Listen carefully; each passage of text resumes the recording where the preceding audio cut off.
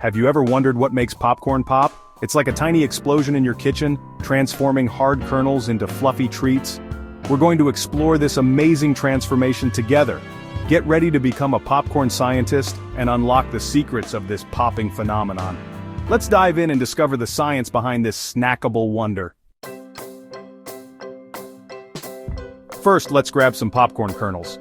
These little guys are like tiny time capsules holding moisture inside. Next, we need heat. As we heat the kernels, the water inside turns into steam. This steam wants to escape, but it's trapped. The pressure builds and builds until pop! The kernel explodes, turning inside out to create that fluffy goodness we love.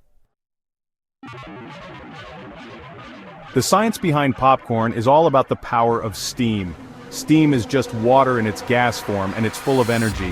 When the steam gets trapped inside the kernel, it creates pressure. This pressure is what gives popcorn its pop. It's like a tiny cannon going off in your kitchen. Isn't science cool?